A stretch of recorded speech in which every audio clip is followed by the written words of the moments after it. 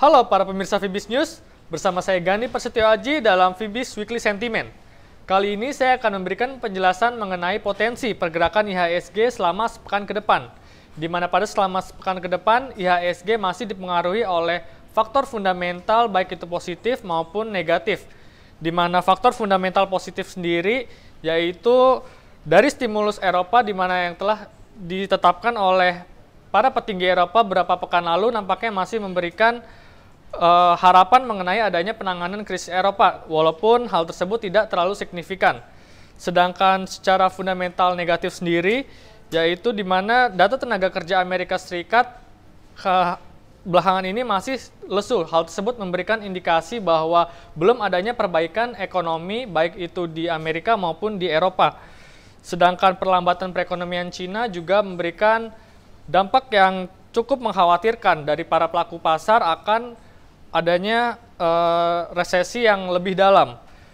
Kemudian faktor fundamental negatif berikutnya adalah adanya kekecewaan dari para pelaku pasar akan penanganan krisis Eropa dari para petinggi Eropa itu sendiri.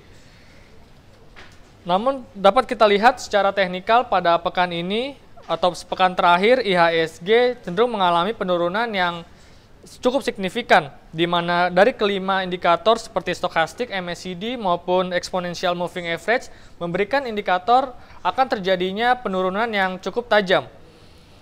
Dapat dilihat dari chart IHSG bahwa IHSG telah mengalami reversal dari level tertingginya selama 2 pekan terakhir, yaitu di level 4080, di mana dapat dilihat selama 2 pekan terakhir ke belakang IHSG mengalami penguatan yang cukup signifikan dan dikhawatirkan selama sepekan ke depan IHSG akan mengalami koreksi yang cukup dalam.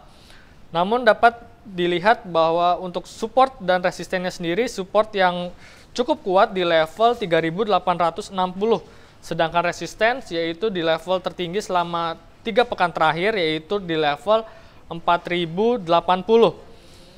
Sehingga dapat disimpulkan diperkirakan selama sepekan ke depan IHSG cenderung mengalami pelemahan secara teknikal. Sedangkan untuk fundamental sendiri nampaknya tidak ada katalis yang dapat mempengaruhi pergerakan IHSG. Namun dapat dilihat secara sektoral pada pekan ini IHSG didominasi oleh saham-saham yang mengalami pelemahan. Dari ke-9 sektor, hanya 2 sektor yang cenderung mengalami konsolidasi, namun itu pun cenderung berpotensi akan mengalami koreksi karena dari saham properti dan saham perdagangan sendiri sudah berada pada kisaran di level titik jenuh beli yang berpotensi untuk mengalami koreksi.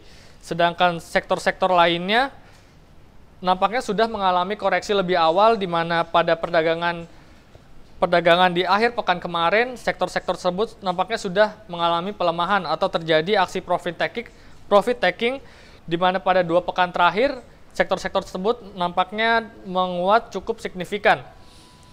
Ya, demikian adalah penjelasan saya mengenai potensi pergerakan IHSG selama sepekan ke depan. Bersama saya Gani Prasetyo Aji, salam Fibis.